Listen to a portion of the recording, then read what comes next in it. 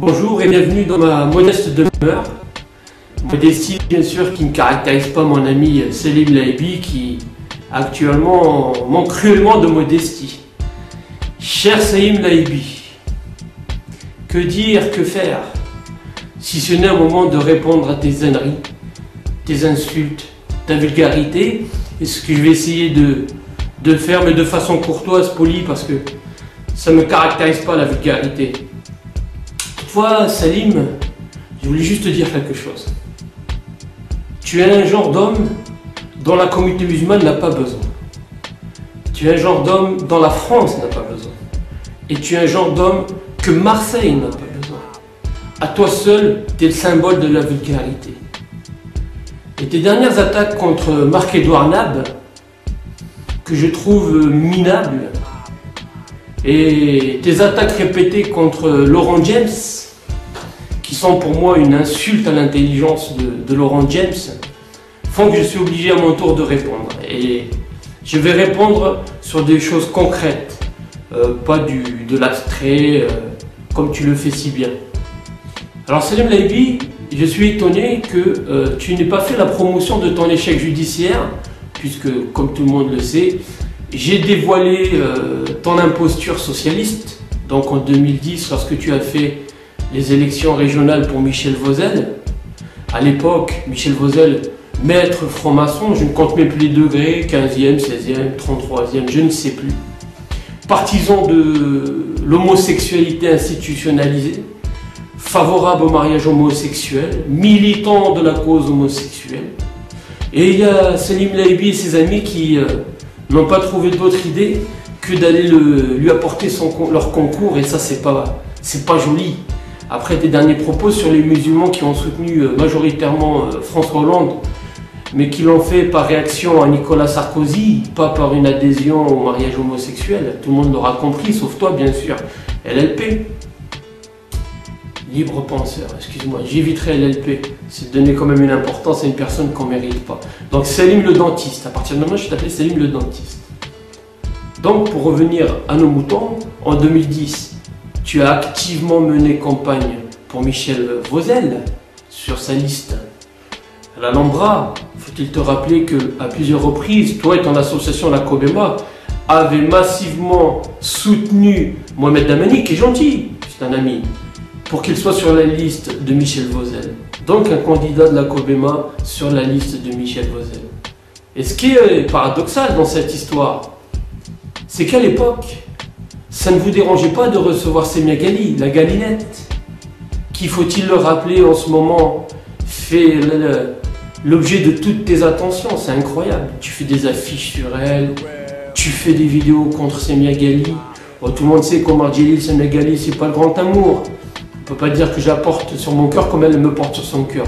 Mais quand même, quand on voit une sale coalition qui s'est composée contre elle, aux primaires socialistes, la moindre des réactions, c'est d'éviter d'en rajouter, parce qu'on aurait aimé t'entendre parler sur Minouchi, Caselli, Carlucci, Gibraïel, il y en a tellement de choses à dire. Mais là, tu as préféré taper sur la petite rebeu.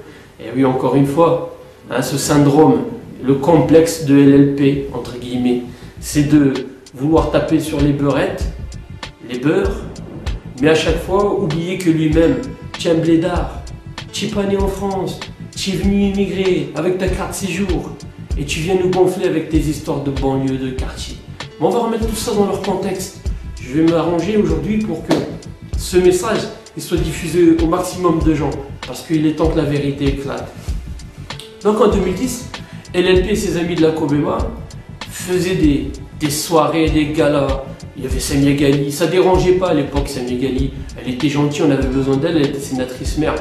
C'était un atout supplémentaire dans la propagande de la Cobema et de LL, monsieur le Selim le dentiste. Mais qu'est-ce qui va se passer?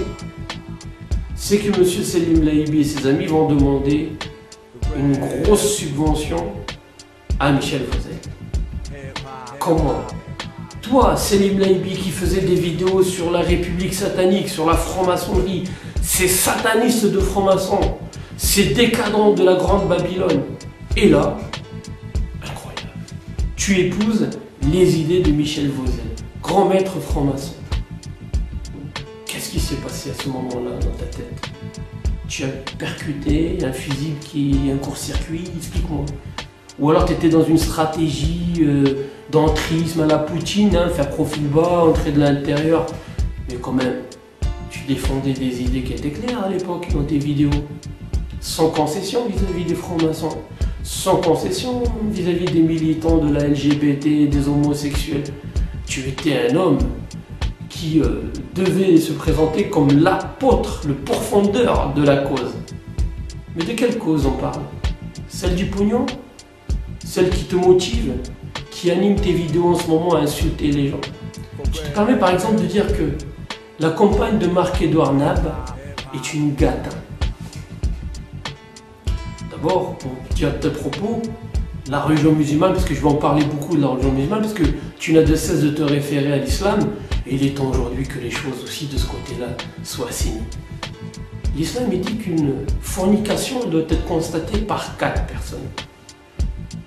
Si tu dis que c'est une gâtin, une prostituée, et j'irai pas plus loin dans les termes que tu es odieux que tu as utilisés contre la compagne de Marc-Édouard Nab, s'il n'y a pas 4 témoins qui ont constaté ce péché, tu es le pécheur numéro 1. Voilà. Et aujourd'hui, la situation est que tu insultes les gens dans leur dignité, dans leur réputation. Tu donnes des images, des étiquettes à certaines personnes, alors que l'islam te l'interdit. En plus, le boulot, tu le fais mal, Salim. Il y en a marre de que tu passes ton temps à taper tout le temps sur la même. Tu ne fais que ça. Il n'y a pas longtemps dans une vidéo, je t'ai encore entendu parler en méprisant le maghrébin. Ouais, les maghrébins, ta. Oh, pour qui tu te prends? T'as oublié d'où tu viens? Tu viens du bled, Salim, t'es venu à l'âge de 17 ans en France. Tu vas pas venir ici, toi, nous expliquer la vie, quand même. C'est bon, j'en ai un Chalgoumi déjà qui nous fatigue, qui vient de Tunisie, qui vient nous parler d'intégration, le gars. Il faut intégrer, Ahmed, hein. Il faut faire l'intégration de la France. Il faut faire l'islam des France. Tel choix, il faut faire l'islam de la France. Autrement, tu la quittes. Le mec qui vient ici me dit à moi de quitter la France.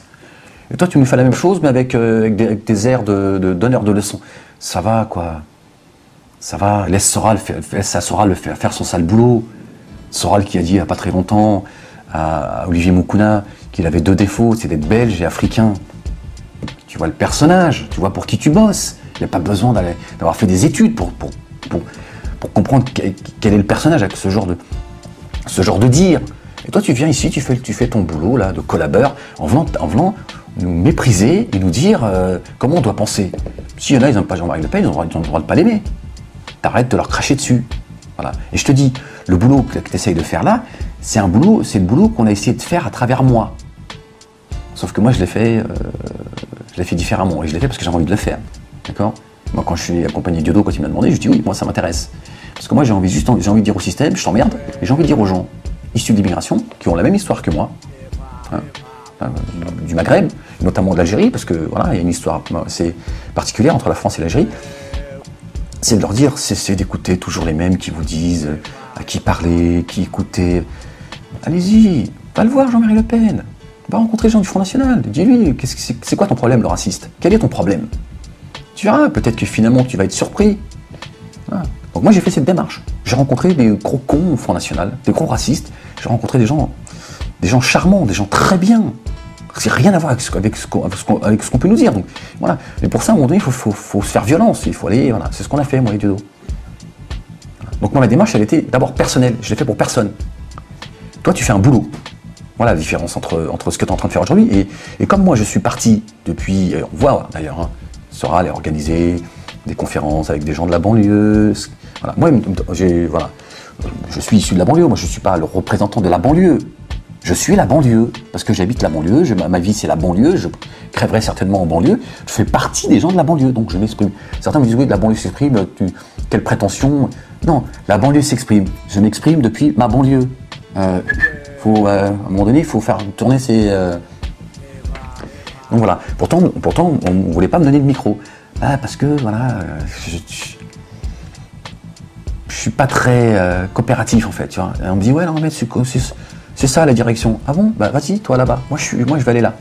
Non, bah si, c'est comme ça. Puis si tu me dis d'aller là, je vais aller là. Ok, Alain? Voilà. C'est ça la réalité. Tu vois, donc moi, aujourd'hui, n'étant plus là, Alain Soral, il faut absolument qu'il comble le vide.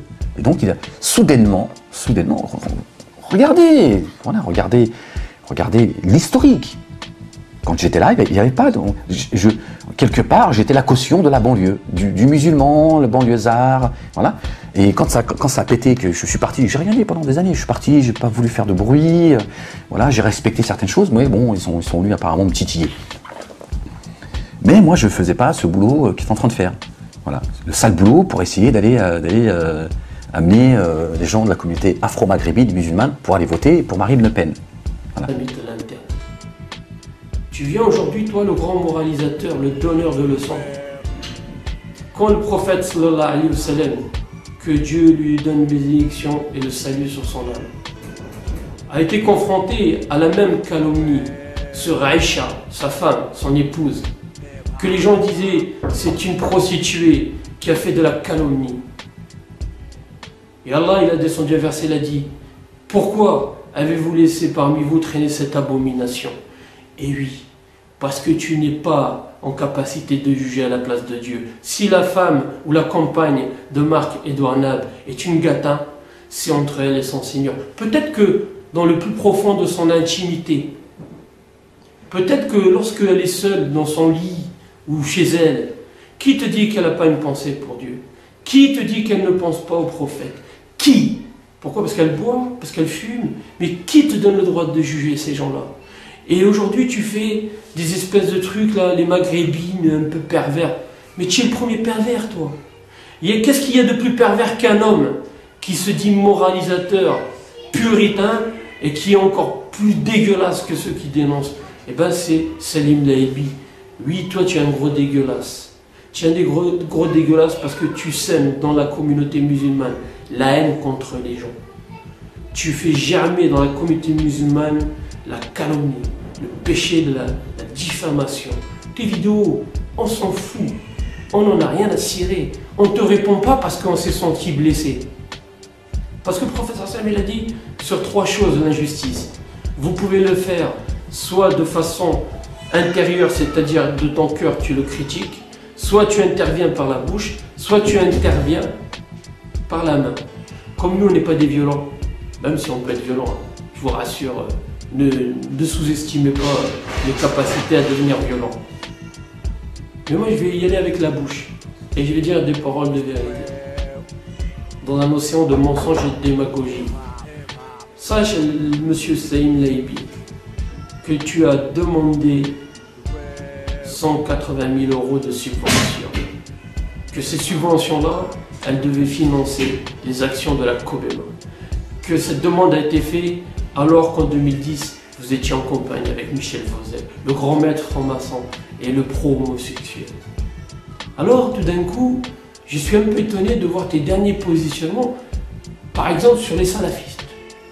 Bien. Tu dénonces l'Arabie Saoudite, le Qatar comme des salafistes.